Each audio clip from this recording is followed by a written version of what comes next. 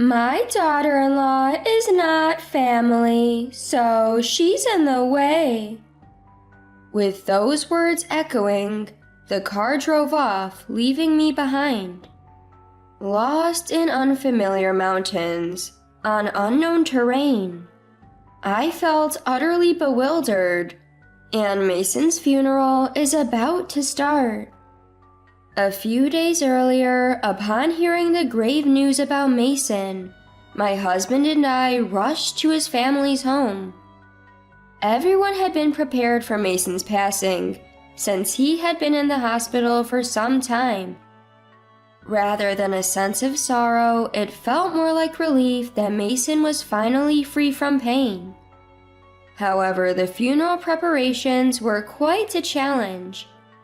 My husband's family home, situated in the mountains, is the main branch of the family. They used to own vast lands in the past. Although the family's fortune was squandered by the grandfather's generation, their pride as the main family remained. During occasions like Christmas or family gatherings, many relatives would come, and I was always roped in to help. Given that Mason was the head of such a family, his funeral had to be grand. Sue, my mother-in-law, and Wyatt, my husband, and Grace, his sister, were all in a frenzy. Our family is the main branch. The funeral has to be grander than for Mason's younger brother. Right, we're expecting about 100 attendees. Maybe I should get a new pearl necklace for the occasion.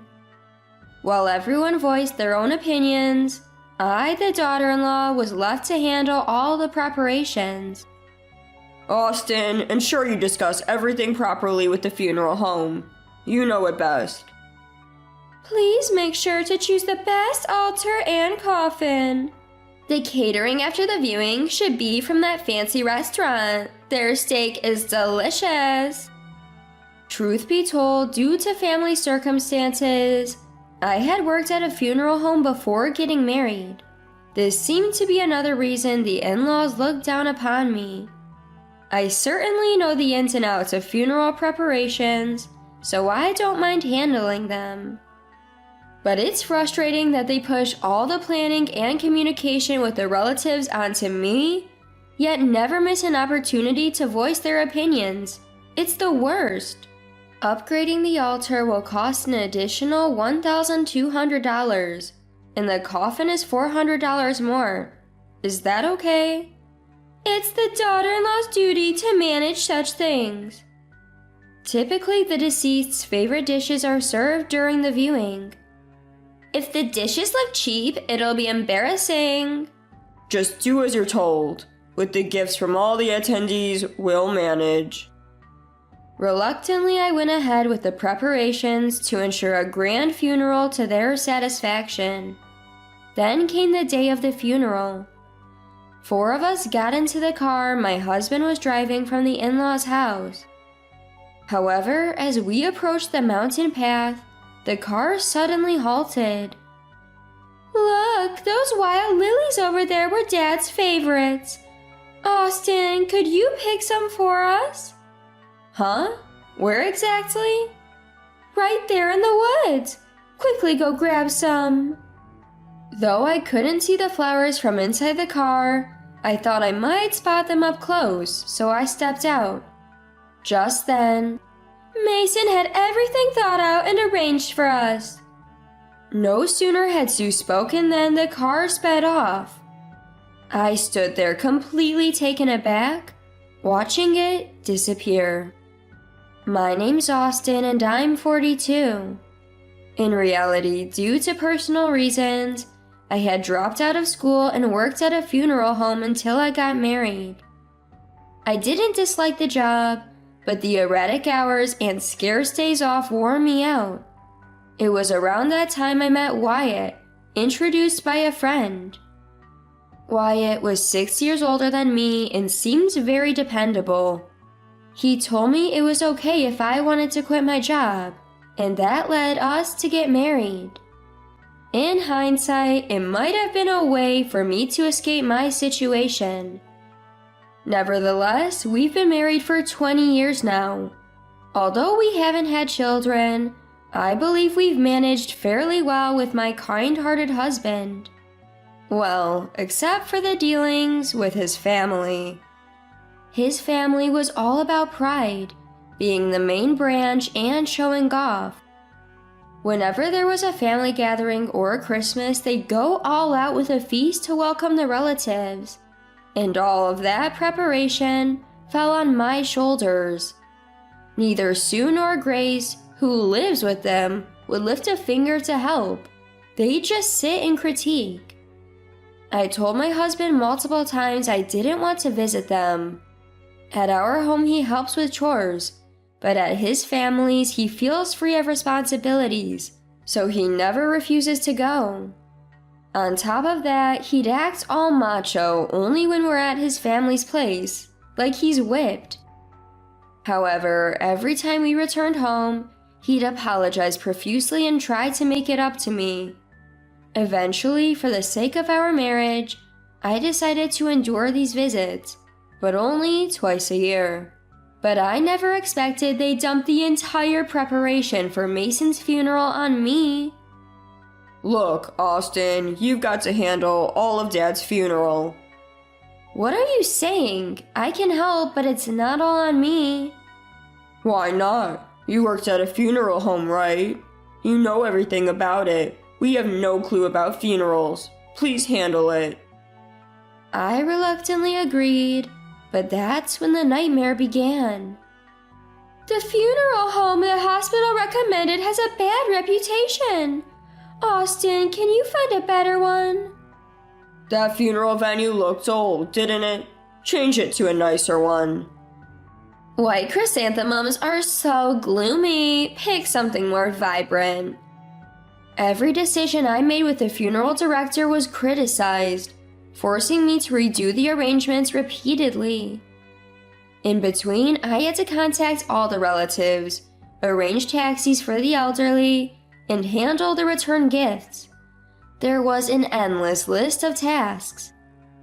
Austin, I'm hungry. Can you hurry with the food? Anticipate our needs without us having to ask. Instead of grabbing a sandwich from the convenience store, they demanded meals from me. I'm swamped with funeral preparations. Wyatt, tell them to sort out their own meals. I finally asked my husband, but with the confidence from being home, he frowned at my request. But you're the wife. You should handle meals. Excuse me? Frustrated by his attitude and lack of support, I served them simple pasta. Wow, that's lazy. If you're serving pasta, you should add snacks. Yeah, Mom's right. Facing their unreasonable demands during Mason's funeral preparations, I realized arguing was a waste. I just did as told. I hope you're arranging the funeral as we instructed. The altar and coffin are top of the line. I finished contacting all the relatives and the return gifts already. No issues. There better not be any mistakes. Stop talking down to me, especially when you dump everything on me. After the viewing, my husband's attitude infuriated me, leading to a heated exchange. Mason appreciated me. He even called me before his death, thanking me for putting up with all your unreasonable demands. In my husband's family, only Mason treated me with kindness. Before he passed, he called just for me, saying, "Thank you for all you've done. I'm sorry for the unreasonable demands everyone constantly makes. Anyway, you know funeral preparations better. Just get it done." Is everything financially sound? After all, you've been demanding top-notch everything without checking prices. Just do what you're told. If you keep arguing, we might as well divorce. Taken aback by the sudden mention of divorce, I asked, "Are you serious?" Absolutely. My mom always said I should have married someone better. Excuse me? My cousin, who recently got divorced and came back to the family, is stunningly beautiful. She even won a university beauty contest. Wyatt told me. At the viewing, my aunt kept pestering me about marrying her after divorcing you, Austin. During the post-viewing dinner, while I was swamped with serving tea and cleaning up, Wyatt just sat there, sipping beer and chatting with relatives. I couldn't believe that was the topic of their conversation. As I fumed in silence, Wyatt's confidence grew. I kept telling myself to hold on just one more day until the funeral was over. The next day, we were on our way to the funeral in a car driven by my husband. But as we reached the mountain path, Sue demanded I pick lilies for Mason, and they left me stranded there. Usually my husband wouldn't pull a stunt like this, but there he was, smirking at me from the speeding car. He probably had that beautiful cousin he mentioned yesterday on his mind. At this point, whatever, I've done all I could for the funeral. The funeral service will handle the rest. Although being left was quite shocking, there was a slight relief in knowing I didn't have to oblige to the family's every whim anymore. My real issue now? How to navigate this mountain path in my funeral attire and heels. How am I supposed to make my way through this? Exasperated, I sat down by the road. That's when a car stopped in front of me. Hours passed and the funeral was nearing its end. Hey, where the hell are you, Austin? I received a frantic call from my husband. What's this about an $800,000 funeral bill? You better get here now! I could hear Sue, her voice almost a shriek in the background. Serves you right. I had to stifle my laughter hearing their predictable reaction. What's going on? There's no way we can afford an $800,000 funeral. Wasn't the plan for the gifts from the attendees to cover the funeral costs? The expected money didn't come through. Plus, only half of the expected guests showed up. Well, that figures. Gift amounts for funerals in this area range from $30 to $50. For close relatives like parents or siblings, gifts could range from $100 to even $1,000, but knowing how stingy some of our relatives can be, they'd probably give around $30 each. If 100 people each gave $30, that would only total $3,000. Furthermore, many of our relatives are elderly, and a good number of them wouldn't be able to attend the funeral. You should have seen this coming. Why didn't you tell us? I did, several times, but you all insisted on the most expensive options. As my husband was at a loss for words, Sue jumped in. Just get back here now. They plan to charge $300 if you were here, but without you, they're saying it's $800,000. What's going on? About that. When Sue told me to find a better funeral home, I was at my wit's end. So I reached out to the president of the funeral company I used to work at. He introduced me to a funeral home near our family home, and because of his influence, they agreed to do it at a much lower price. I had arranged a special price since I was involved, but since I'm not there, it can't be helped. Well then, you just need to come over now. Please, just do something about it. Well, I could come, but... As I talked on the phone, I revealed myself to them. What? You're here? Actually, when I was lost on that mountain road, the car that stopped was driven by the person in charge from the funeral company. We had met several times to discuss plans, and he was quite shocked to see me sitting on the roadside. Once I explained the situation, he kindly drove me to the funeral hall. I wanted to pay my respects to Mason, so I asked him to bring me here, but I didn't want to be around all of you, so I stayed hidden. So, you were here after all. We can reduce the funeral costs now. My husband and Sue were practically dancing with joy. That won't be happening. Why? Because according to you, I'm not a part of the family. Oh, come on. That was just a slip of the tongue. You're overreacting. You're my wife. I'm not anymore. What do you mean? You said you wanted a divorce, remember? You can go ahead and marry that beautiful, well-educated cousin of yours. Look, Before he could finish, Grace, who had been watching from nearby, lunged at me. Enough of your nonsense. Since you're here, we can get the funeral cost down to $300,000, right? No, I won't. And even if it's reduced, how do you plan on paying? We'll just withdraw it from my dad's bank account. He once mentioned he had about that much. That's not possible. Why not? When someone passes away, their bank accounts are frozen. You can't access the money. I heard if you don't inform the bank, it'll be fine. At Grace's comment, I couldn't help but smirk. Seeing my reaction, my husband panicked. You didn't tell the bank, did you? Of course I did. You told me to handle all the funeral matters, so I took the liberty to inform them as well. So, what do we do now? Or were you planning on covering it all? I wanted to say goodbye to Mason properly, which is why I had myself brought here. But since I didn't want to be around all of you, I stayed hidden. I then pulled out a bank book and showed it to them. The bank book I was holding was given to me by Mason just a bit before he passed away. Mason had apologized for the past rudeness of his family and told me, since they'll probably have you handle all the funeral arrangements, please use this bank book to pay for the funeral expenses. He handed me a bank book with $300,000 in it.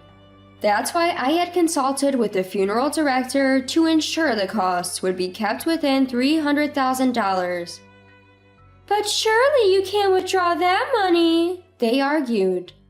Actually, I can. I responded confidently. This account was set up with me as a pre-designated agent. In today's aging society, some banks offer a service where a person other than the account holder, if previously assigned, can withdraw funds. Mason was always so thoughtful, planning even for times he wouldn't be here, I said. Hand over that bank book, they demanded. I won't. Mason gave clear instructions. If you ever treated me so poorly, I was to take this money as a settlement and divorce.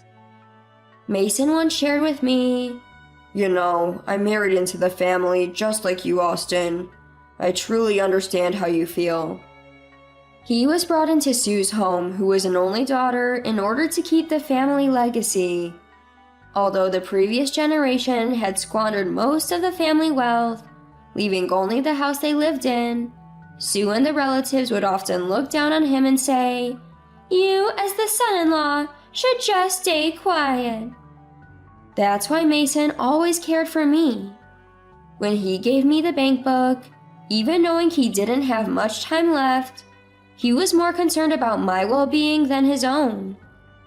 But that's Mason's inheritance, right? Daughter-in-laws don't have any rights to inherit, she retorted.